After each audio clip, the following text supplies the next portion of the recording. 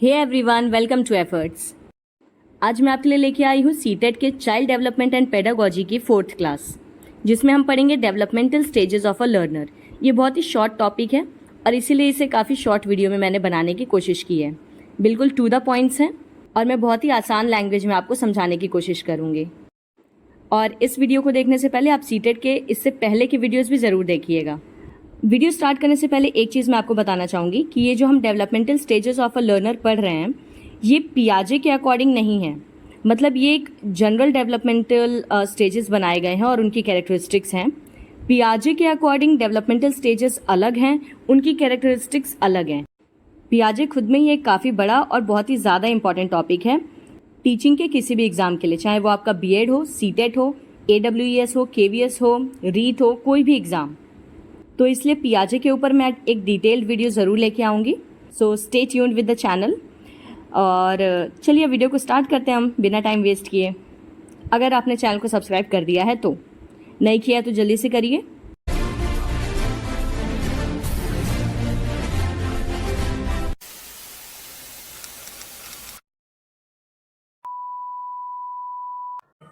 Learner से यहाँ पे मतलब है वो बच्चा जो अभी विकासशील है, यानी जिसका विकास हो रहा है। वो अपने विकास के दौरान किन किन स्टेजेस से गुजरता है, उन्हीं के बारे में आपको बताना है। और उस पर्टिकुलर स्टेज की क्या कैरेक्टरिस्टिक्स हैं, मतलब क्या विशेषताएं हैं, आपको ये बताना है। तो सबसे पहला स्टेज आता है किसी भी इंसान का लाइफ में, वो होता है prenatal period. Prenatal का मतलब कंसेप्शन टिल बर्थ, यानी जब से वो माँ के कोख में गया है तब से लेकर वो जब तक पैदा नहीं होता तब तक का पीरियड प्री नेटल। ज्यादातर लोग मानते हैं कि जो बच्चे का ग्रोथ है वो पैदा होने के बाद से शुरू होता है, लेकिन एजुकेशनल साइकोलॉजी में ये माना गया है कि बच्चे का जो ग्रोथ है वो माँ के पेट से ही शुरू हो जाता है। ये सब लाइंस जो मैं बता रही हूँ ना, इनको भी दिमाग में रखेगा, आंसर्स में लिखने के काम आती हैं। Natal means birth, prenatal means before birth. इसका ड्यूरेशन यानी इसकी अवधि कितनी होती है, 240 दिन, या फिर 9 मंथ्स, 9 महीने का होता है प्री नेटल पीरियड, या फिर 38 से 40 वीक्स। तीनों याद रखिएगा। हो सकता है आपको 240 डेज लिख के दे दे ऑप्शन में, या 9 मंथ्स लिख के दे दे, या फिर आपको वीक्स के फॉर्म में दे दे। मेरे एग्जाम में ये क्वेश्चन आया था, वीक्स के फॉर्म में पूछा था, ठीक है। एवरेज वेट होता है बच्चे का 3.4 kg यानी 7.5 पाउंड्स। एवरेज हाइट होती है 51 सेंटीमीटर यानी कि 1 फीट 8 इंचेस। बहुत ही इजी टॉपिक है, इसमें आपको कुछ नहीं करना है, केवल बच्चे के स्टेजेस याद रखना है, नाम, और उस स्टेज में बच्चे के अंदर क्या क्या विशेषताएं आपको देखने को मिलती हैं, बस ये सब लिखना है, ठीक है। तो प्रसव पूर्व अवधि प्रीनेटल को हिंदी में कहते हैं, गर्भ धारण से लेकर जन्म तक की होती है। प्रसव का अर्थ होता है जन्म और प्रसव पूर्व का अर्थ है जन्म से पहले। इन सारे पॉइंट्स को नोट कर लीजिए और अच्छे से याद कर लीजिए। प्रीनेटल के बाद दूसरा स्टेज आता है इन्फेंसी, जो कि होता है बर्थ से लेकर 2 साल तक का। Learns from senses, therefore senses are teachers. इस स्टेज में बच्चा अपने सेंस ऑर्गन से सीखता है। हमारे 5 सेंस ऑर्गन्स है ना, उन्हीं की हेल्प से बच्चा चीजों को महसूस करता है अपने आसपास या समझने की कोशिश करता है। अगर आपने कोई मतलब जस्ट पैदा हुआ बच्चा या 1.5-2 साल का बच्चा देखा हो तो एकदम उसको अपने माइंड में रख के ये आंसर लिखिएगा, ठीक है। कि क्या करता है वो बच्चा, बार बार uses senses such as tongue for eating and licking to know things. हर चीज को, कुछ भी देंगे, हाथ में आपने कोई भी चीज पकड़ा दी, उसको तुरंत लेके मुंह में डालेगा। मतलब हर चीज को उसको चख के ही चेक करना रहता है। This age is also known as play age. इस एज को प्ले एज भी कहते हैं, दिमाग में रखिएगा, खेल की उम्र होती है। ये इंपॉर्टेंट है क्योंकि एमसीक्यू में पूछ सकता है किस स्टेज को प्ले एज भी कहा जाता है। इसको प्ले एज क्यों कहते हैं, क्योंकि बच्चा इसमें दिन भर बस खेलता रहता है, उसको खाने, खेलने और सोने के सिवा और कोई काम नहीं होता। शैशवावस्था कहते हैं इसको हिंदी में। अब आता है अर्ली चाइल्डहुड, जो कि होता है 2 से 6 साल तक का। अब आपके घर में या मोहल्ले में कोई बच्चा हो जो 2 से 6 साल के बीच का हो तो उसको अपने दिमाग में रखिए। Also called toy age. इसको टॉय एज कहते हैं क्योंकि इस उम्र में बच्चों के पास सबसे ज्यादा खिलौने होते हैं और वो खिलौनों से ही खेलते हैं। इसको क्वेश्चनिंग एज भी कहते हैं। बच्चा हर चीज में आपसे क्वेश्चन पूछता रहता है। चिड़िया कैसे उड़ती है, आसमान नीला क्यों होता है, पानी गीला क्यों होता है। इस एज को प्री स्कूल एज भी कहते हैं क्योंकि ये स्कूल जाने से पहले का समय होता है। मतलब बच्चा यूजुअली 5 या 6 साल की उम्र में स्कूल जाता है, या 6 के बाद ही जाते हैं अब तो बच्चे। तो बेसिकली इस एज में वो सब किंडरगार्टन में या नर्सरीज में पढ़ते हैं। इसे प्री गैंग एज भी कहते हैं क्योंकि इस एज में उनके कोई खास दोस्त नहीं होते हैं, वो बस अपने घर वालों के साथ या रैंडम इधर उधर खेलने में व्यस्त होते हैं। अब 2 से 6 साल के बच्चे का क्या ही कोई बेस्ट फ्रेंड होगा, लैंग्वेज डेवलपमेंट इज रैपिड। इसमें भाषा का विकास बहुत ही तीव्र गति से होता है, मतलब बहुत जल्दी वो भाषा सीखता है। तो इस उम्र के बच्चे से आप जिस लैंग्वेज में बात करेंगे वो उस लैंग्वेज को बहुत जल्दी कैच करेगा। आपके घर में अगर गाली गलौज होता है, बच्चा गाली गलौज जल्दी सीख जाएगा। इंग्लिश में बात होती है, इंग्लिश सीखेगा। भोजपुरी में बात होती है, भोजपुरी बोलना सीखेगा। ईगो सेंट्रिक और सेल्फ सेंटर्ड, इसका मतलब होता है कि बच्चे को लगता है जैसा मैं सोच रहा हूं ना, बाकी दुनिया भी वही सोचती है और सारी दुनिया मेरे ही इर्द गिर्द है। मतलब वो अपने आप को सुपीरियर मानता है। तो सारे पॉइंट्स नोट कर लीजिए, इंपॉर्टेंट है और दिमाग में बिठा लीजिए।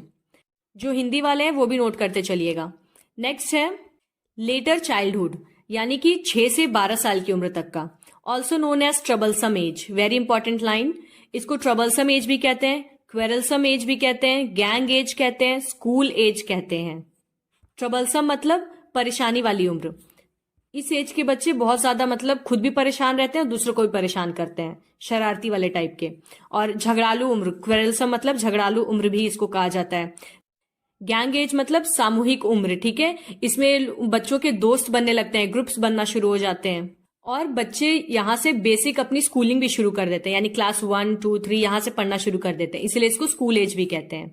Creativity begins, logical thinking develops, understand concepts of mass, number, area, etc. Forms peer groups और gangs. इस उम्र तक बच्चे के अंदर रचनात्मकता शुरू हो जाती है, यानी वो घिस-पिट करके दीवार पे ड्राइंग बनाना, गूंजना, अलग अलग चीजें सोचना, ये सब शुरू कर देता है। तार्किक सोच भी विकसित होती है बच्चे के अंदर, यानी अब वो लॉजिकल बातों को भी समझना शुरू कर देता है। उसके दिमाग में मास, नंबर और एरिया, ऐसे कंसेप्ट्स डेवलप होना शुरू हो जाते हैं। इससे पहले का जो बच्चा है, मतलब 6 साल से कम उम्र का जो बच्चा है, उसको अगर आप कहें मैटर, एटम, समान, चीजें, एब्स्ट्रैक्ट, ये सब चीजें उसको नहीं समझ आएंगी। उसको बस जो सामने दिखाई दे रहा है वही चीज समझ में आती है। और इस उम्र में बच्चे दोस्त बनाने लग जाते हैं। फिर आता है एडोलसेंस, यानी 13 से 19 साल तक की उम्र। ऑल्सो नोन एज टीनेज, जिसको हम टीनेज नाम से भी जानते हैं या किशोरावस्था हिंदी में कहते हैं। फेसेस आइडेंटिटी क्राइसिस, सबसे बड़ी दिक्कत, और ये बहुत इंपॉर्टेंट लाइन है। पूछेगा कि आइडेंटिटी क्राइसिस किस उम्र में होती है। आइडेंटिटी क्राइसिस मतलब पहचान के संकट का सामना करना पड़ता है बच्चे को। तो इसमें होता क्या है कि बच्चा अपनी पहचान बनाने की या खुद की पहचान खोजने की कोशिश करने लगता है। मतलब वो बड़ा होता नहीं है पर खुद को बड़ा समझना शुरू कर देता है। आपने देखे होंगे ना ये 15-16 साल वाले जो लड़के आते हैं आजकल के, भले उन लोग को जीवन में पहली बार गाड़ी चलाने को मिली होगी, लेकिन गाड़ी मिलते ही तुरंत इच्छाधारी नाक की तरह सड़क पे लहराने लग जाते हैं। Intellectual development starts, identifies gender differentiation. उनके अंदर संज्ञानात्मक या तार्किक क्षमता भी डेवलप होती है। अब वो हार्ड क्वेश्चंस सॉल्व करने लग जाते हैं। जेंडर डिफरेंशिएशन से मतलब है कि अब वो समझ पाते हैं कि हाँ, सोसाइटी में लड़का लड़की 2 अलग अलग जेंडर्स हैं, इनका ये रोल है, उनका ये रोल है, ठीक है। तो इससे पहले की उम्र तक उन्हें जेंडर डिफरेंशिएशन के बारे में नहीं पता होता है। तो इसीलिए जो छोटे छोटे वाले लड़के होते हैं ना, जब वो ग्रुप में खेल रहे होते हैं तो लड़कियों को भी चट से मार के निकल जाते हैं। जब बड़े होते हैं तो धीरे धीरे समझ आता है कि नहीं, जेंडर दोनों अलग अलग हैं और लड़कियों को नहीं मारना है, या थोड़ी सी सिंपैथी उनकी तरफ आ जाती है। Forms emotional connections and connects with society. यहाँ पे समाज के साथ वो सामाजिक रिश्ते बनाता है, अपने समाज को समझने की कोशिश करता है, समाज के साथ जुड़ता है। तो बस यही 5 स्टेजेस थे। So that is it. Thanks for watching. और लाइक करिए अगर आपको सच में वीडियो पसंद आया है। जितना हो सके इसे शेयर करिए, क्योंकि शेयरिंग इज केयरिंग। और सब्सक्राइब करना तो बिल्कुल मत भूलिएगा, क्योंकि सब्सक्राइब करना बिल्कुल फ्री है। तो मिलते हैं अब अगले वीडियो में। Till then take care and bye bye.